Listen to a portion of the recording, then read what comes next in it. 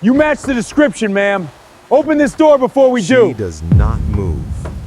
She has trained herself. Over years, she has never explained to a single neighbor on this block to hear the exact difference between a knock that can wait and a knock that cannot. This knock is neither.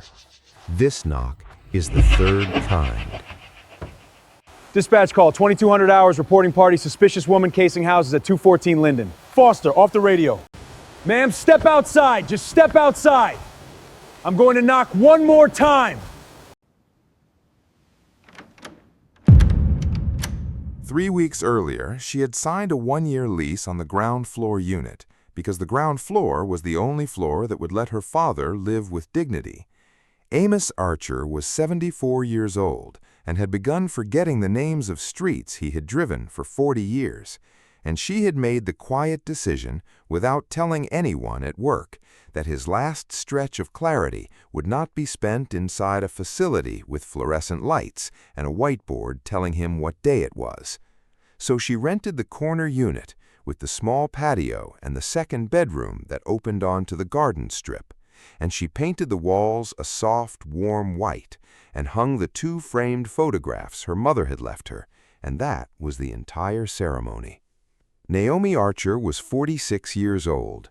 She kept her hair short and natural. She wore reading glasses on a thin chain around her neck that she almost never remembered to use. She owned 3 pairs of shoes, and each pair had a specific place inside the entryway closet, arranged left to right in the order she would need them across the week.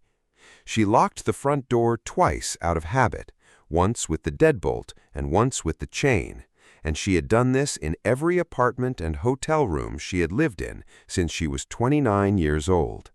Her neighbors saw a quiet woman who worked from home and looked after an aging father.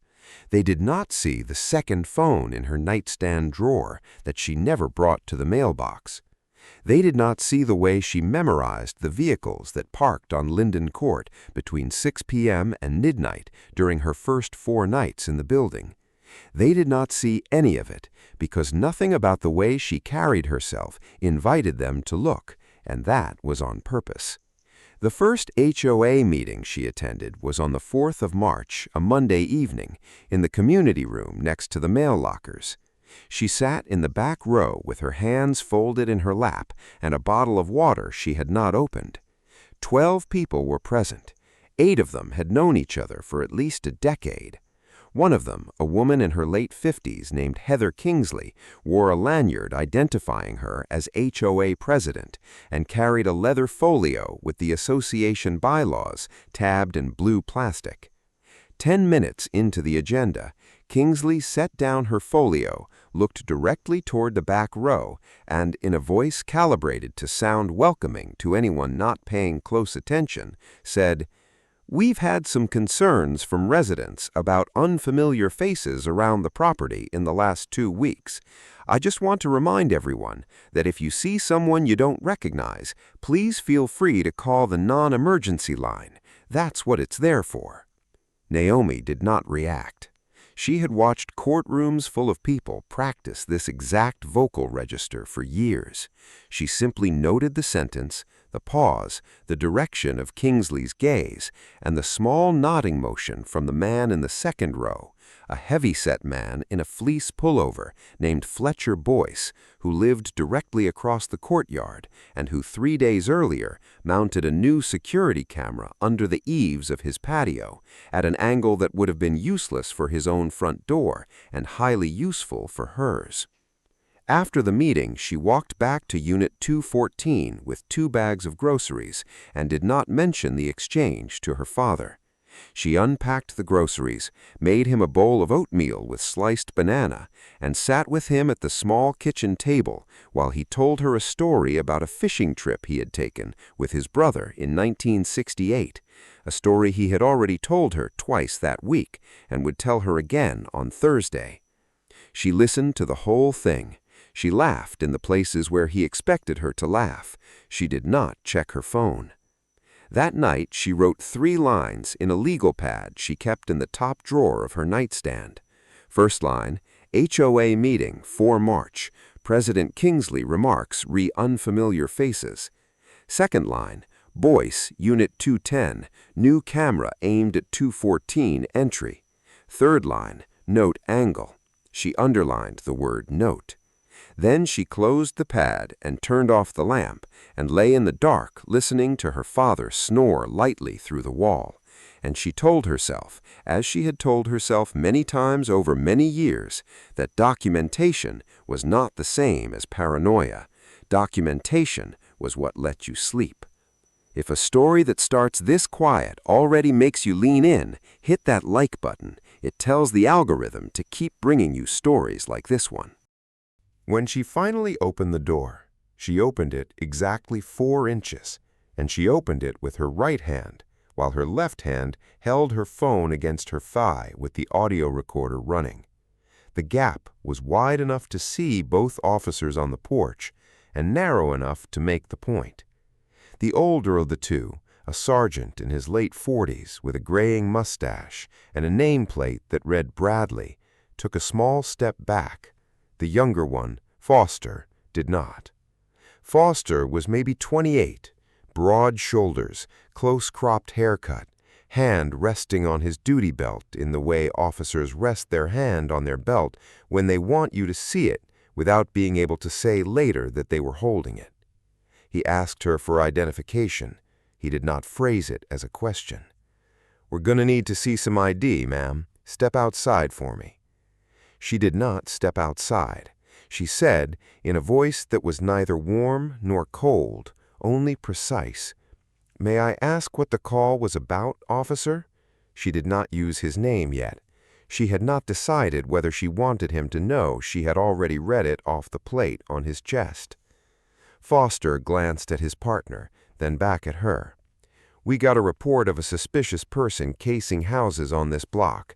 Description matched this address. We're going to need to see some ID and take a look inside to confirm nobody else is on the premises." The phrase, "take a look inside," was delivered in the tone a waiter might use to describe the specials. The rain had softened. Somewhere on the recorder, still running against her thigh, the timestamp advanced to 11:51 p.m. She said, evenly, "I live here, officer. My father is asleep in the back bedroom. I'm not going to consent to a search of the residence, and I'm not going to step outside. If you have a warrant, I'll accept service through this door. If you don't, I'm happy to answer questions from where I'm standing." Foster's jaw shifted. He was not used to that sentence in that order. Sergeant Bradley behind him was very used to it, and she could see the older man register her wording the way a chess player registers an opening he has not seen in a while. Bradley said, softer than his partner, "Ma'am, we're not asking to search. We just need to confirm your identity and confirm the premises. It's a welfare check for the neighborhood." She said nothing for a long beat. Then, quietly, "I'm familiar with the procedure, Sergeant. Missouri does not have a general stop and identify statute. I'm on my own property. I'm not obstructing anything. I'm asking, respectfully, whether there is a specific offense you believe I've committed." The word familiar landed somewhere in Bradley's expression and did not leave. He looked at his partner. He looked back at her. He said, "Ma'am, we have a 911 caller who reported you suspicious. We're just doing our due diligence." He said the phrase due diligence the way a man says a phrase he has said 100 times to people who did not know it was a phrase. She said, "I understand. I'd like the incident number for the call so I can request the recording. I'd also like both of your badge numbers for the same reason." She said this the way a person orders coffee. Foster's hand tightened briefly on his belt. Bradley's did not. Bradley reached into the chest pocket of his uniform, pulled out a small pad, and read off a case number that began with KCPD and ended with the digits 11847, and then read off both of their badge numbers, his own first, then Foster's. "The call came in at 11:22 p.m., ma'am. Bradley added, quieter. Dispatcher was Fraser. She thanked him. She thanked them both. She said she would be filing a formal request with the department in the morning. She said good night. She closed the door. She turned the deadbolt. She turned the chain.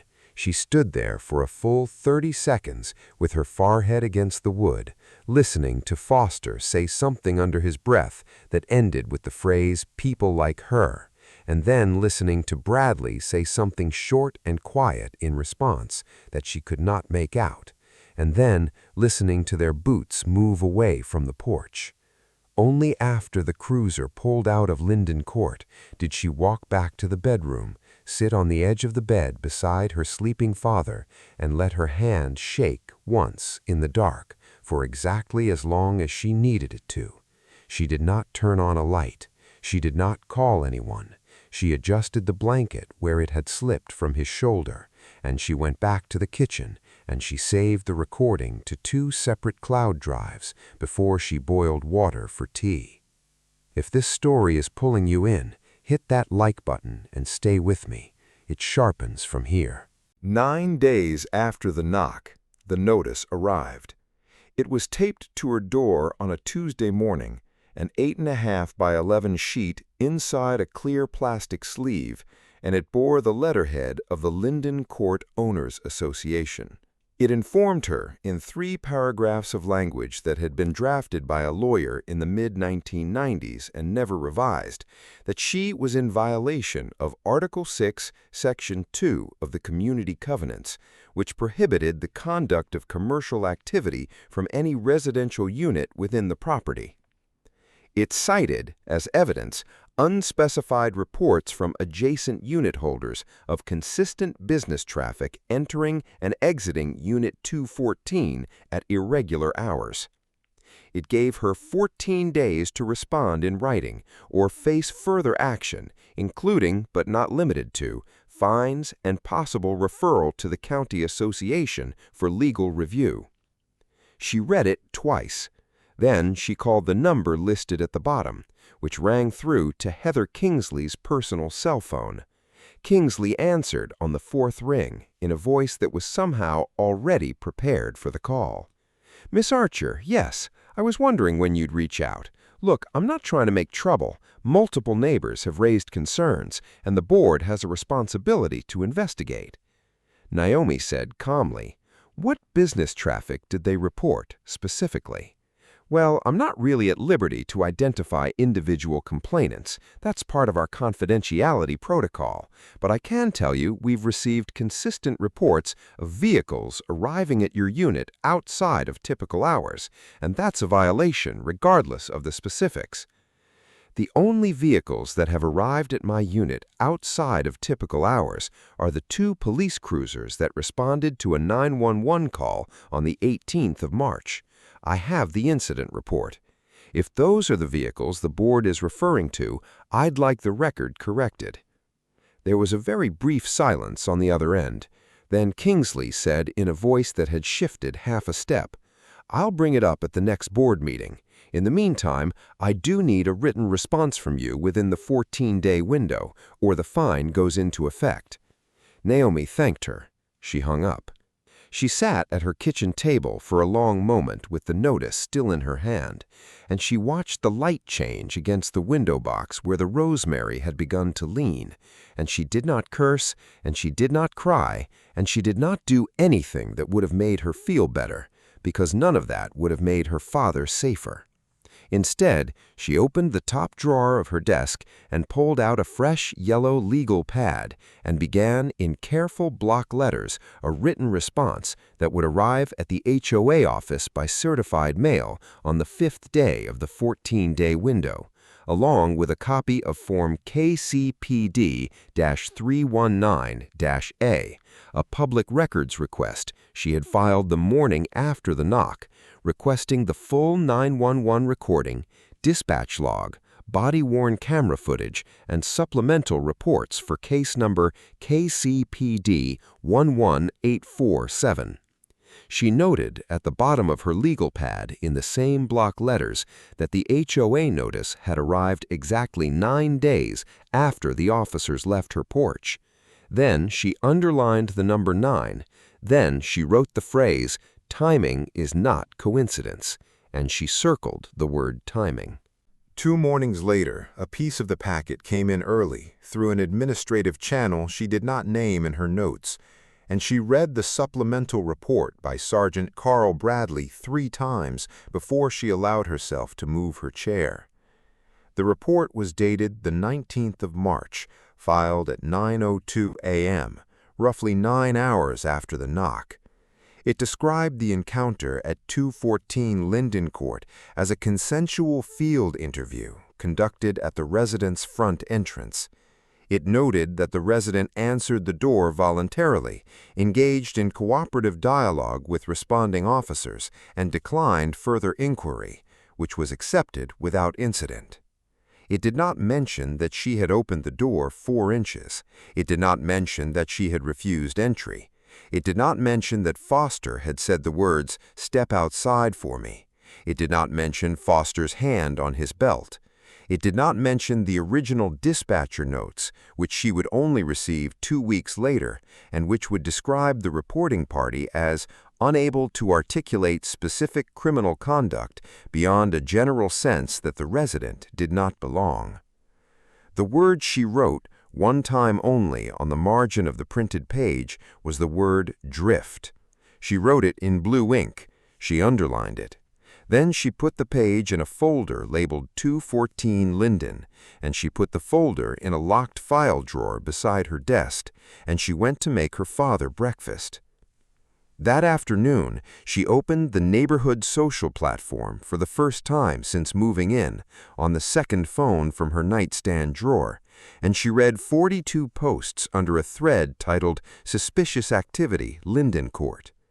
The thread had begun on the 17th of March, the day before the knock. The first post was from a user account she was reasonably certain, from context, belonged to Fletcher Boyce. It read, and she copied it into her legal pad word for word. "New tenant in 214. Been watching. Doesn't fit the profile of this block. Weird hours. Something off. Keeping an eye out." Below it, 17 replies, 6 of them speculating she was running some kind of home operation, 3 speculating she was casing units, 2 people gently pushing back, the rest liking, agreeing, adding their own small poisonings. She recognized the vocabulary. She had read this exact vocabulary in transcripts, in intake summaries, in the discovery packets of cases her office had reviewed for 6 straight years. It was not a new dialect. It was just being spoken now about her. She closed the app. She did not post. She did not respond. She did not even screenshot, because a screenshot would not authenticate the way a properly preserved public records request would authenticate. And she was, in every hour of every day, playing a game with much longer horizons than the people posting were capable of imagining. That evening, she sat with her father on the small patio and read to him from a novel he had loved 30 years ago, and he fell asleep in the wicker chair with his head tilted against her shoulder. Across the courtyard, under the eaves of Unit 210, a new red pinpoint of light indicated that the camera had been repositioned. The parking lot incident happened 17 days after the knock on a Thursday afternoon at 3:13 p.m., and she remembered the time exactly because she was carrying a paper bag of prescriptions from the pharmacy on Broadway, and she had checked her watch on the walk from the car because her father needed the 4 p.m. dose within a 20-minute window. She was 3 steps from her unit's ground floor entrance when a marked cruiser pulled into the visitor's space nearest the mail lockers, and Officer Brick Foster stepped out alone. He was not on a call. There was no partner. There was no radio traffic she could hear coming through his shoulder mic. He walked at an angle that intersected her path without appearing to a casual observer to be an interception. "Miss Archer," he said, almost conversationally. "Quick word." She stopped. She adjusted the pharmacy bag against her hip. She did not put it down. Officer, we got a follow-up complaint, same reporting party. I'm going to need you to come down to the precinct at some point this week and clear this up in person. Just easier that way. I have not been charged with anything, she said. I am not going to voluntarily appear at a precinct for a complaint that has not been articulated. If your department has probable cause for anything, you can serve me at this address or at my attorney's office. The word attorney caught him. She had not said the word attorney at the door on the 18th. She said it now on purpose. Foster's expression did the small tightening thing again. He stepped forward. He was closer to her than the distance she had established, and he did not move back when she shifted her weight. Ma'am, I'm asking you politely. You're standing very close to me, officer. I'd like you to step back, please. He did not step back. He reached out and put his hand on her wrist, on the wrist of the arm holding the pharmacy bag, not tight enough to be an arrest and not light enough to be an accident, and he said, low and flat, "Let's not make this harder than it has to be." She did not pull away. She did not shout. She said in the same clear voice she had used at the door, "Officer Foster, badge number 4792, is currently in physical contact with my right wrist without consent and without probable cause at 3:13 p.m. on Thursday, the 4th of April, in the visitor parking area of Linden Court." He let go. He let go the way a man lets go of a hot pan he has just convinced himself was cool. He took a full step back. He said, mostly to himself, "You've been talking to somebody." She did not answer. She walked past him. She kept the pharmacy bag steady against her hip. She unlocked her front door with the hand that was still trembling somewhere below the elbow, in a place he could not see, and she closed the door behind her and turned the deadbolt and the chain, and she went to her father's bathroom and she gave him the 4 p.m. dose at 3:17, 3 minutes inside the window, and she did not sit down for another 2 hours. That night, she saved the parking lot audio file to 2 separate cloud drives under 2 separate account names. She emailed a copy, without commentary, to a private address on a domain she had held quietly for 11 years, and she received within 40 seconds a single-line automated confirmation that read, "Received, timestamp preserved, chain of custody intact." She closed her laptop. She turned off the kitchen light. She stood in the dark hallway for a moment and listened to her father breathe.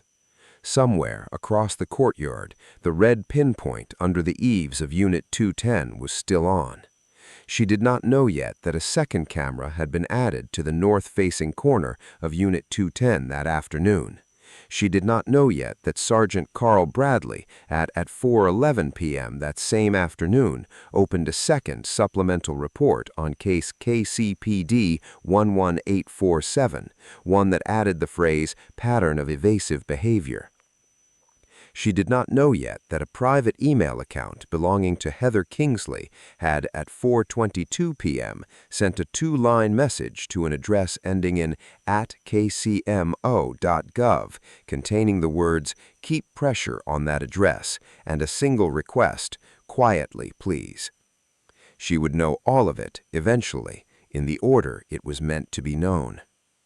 If you have made it this far and your stomach is tight, hit subscribe.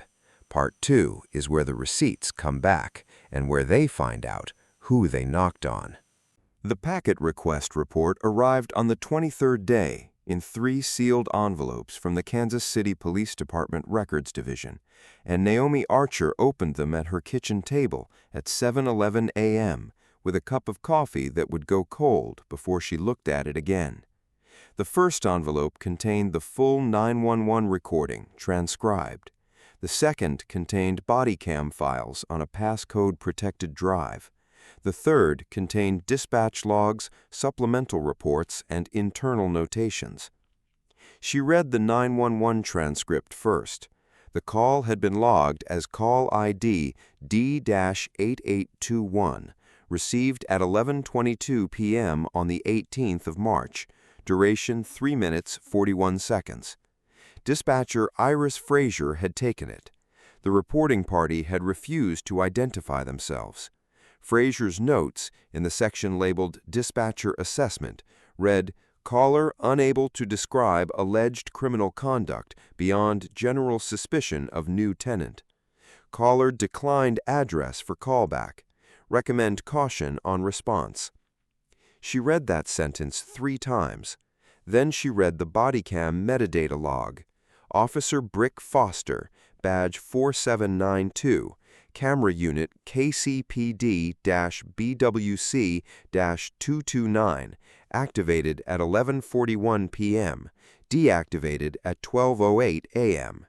Between 11:47 and 11:47:52, a period of 47 seconds, the audio channel showed a flat baseline signal. The video continued, the audio did not. 47 seconds. It was, she noted, the exact length of the exchange in which Foster had said the words, "Step outside for me," and in which she had responded with the sentence about Missouri's absence of a general stop and identify statute. The audio for that exchange did not exist. The metadata log did not indicate a device malfunction. It indicated only a deliberate mute event initiated on the device itself from the officer's own control panel at the timestamp corresponding almost exactly to the words she had said. She wrote nothing this time. She did not need to. She simply moved to the 3rd envelope, and she read, in order, each document, each notation, each initial. And she found 3 pages into the dispatch supplemental log an internal email printed on plain paper as an attachment, dated the 16th of March, 2 days before the knock. The sender was an address ending in @kcmo.gov. The domain was public. The user portion was redacted. The recipient was a precinct liaison officer whose name had been redacted but whose badge number had not. The subject line read, "Neighborhood Concern, Linden Court." The body read in full, "Keep pressure on that address. Quietly, please. There is a right kind of neighbor for that block, and there is a wrong one. Thank you." She read it once. She placed it face down on the table. She placed her hand flat on top of it. She sat there in the quiet of her kitchen for a long minute, and then she picked up her phone and she called a number she had not called in 9 months. The call was answered on the 2nd ring, and no name was exchanged. She said only, "I need a private console. Not at my office, not on any of the standing lines, somewhere neutral." The voice on the other end said, 23rd and Grand tomorrow, 10 a.m., 4th floor, clerk's counter. Bring the packet." She said thank you. She hung up. The next morning at 9:52 a.m., she signed the visitor log at the Jackson County Circuit Courthouse under a name she had used exactly twice before in 11 years, and she rode the elevator to the 4th floor. The clerk at the counter, a woman she had never seen before, looked up as she approached, checked her identification against a small notepad kept just under the counter lip, and said in a voice that was carefully polite but not warm, "Miss Archer, room 411, he's already in." Naomi thanked her. She did not correct the honorific. She noticed distantly that no one in this building had called her Miss in the 8 minutes she had been inside it, and that the county security officer at the metal detector had made brief eye contact and had nodded once in the small professional way that carried a great deal of information for anyone trained to read it. She walked to room 411. She did not stop to think about what any of that meant, because she already knew. The Internal Affairs disciplinary hearing was scheduled for the 14th of June at 10 a.m. in the administrative conference room on the 3rd floor of KCPD headquarters at 1125 Locust Street. This was 3 months after the original knock.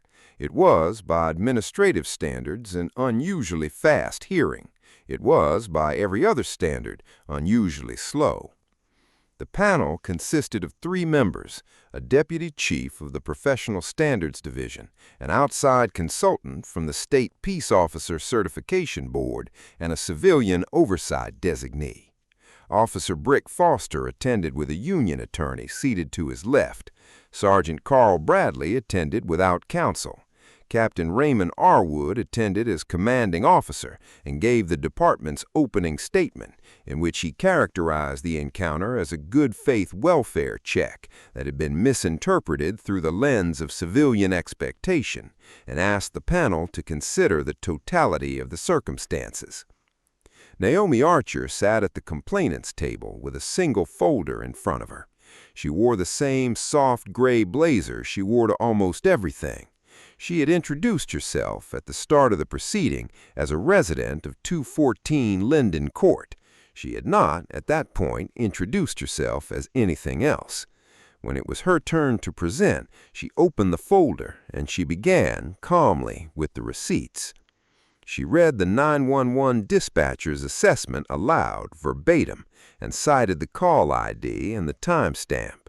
She read the body cam metadata log aloud, and she cited the 47-second audio gap and its exact placement relative to the transcript. She read Sergeant Bradley's supplemental report aloud, and she read her own contemporaneous notes alongside it, and she let the panel members see, in real time, the difference between what had happened and what had been written down. She then produced, on a single sheet, the redacted email from the address ending in @kcmo.gov, and she read it aloud without commentary. She then said evenly, "The Kansas City Police Department relies on qualified immunity as a shield against civil liability under 42 U.S.C. Section 1983. I understand that. Qualified immunity does not, however, apply to administrative discipline in this room. It also does not apply to potential criminal exposure under 18 U.S.C. Section 242, deprivation of rights under color of law. I am not asking this panel to adjudicate criminal exposure. I am asking this panel to note that it exists." The room did not move.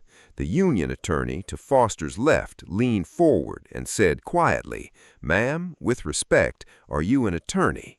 It was the question he had been coached to ask.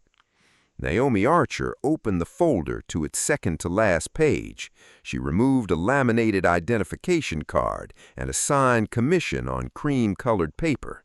She placed both on the table facing the panel. She did not slide them forward. She did not raise her voice. "My name is Naomi Archer. I am the United States Attorney for the Western District of Missouri, appointed by the President and confirmed by the Senate on the 11th of September 2 years ago. My office prosecutes civil rights violations, among other matters, in this district."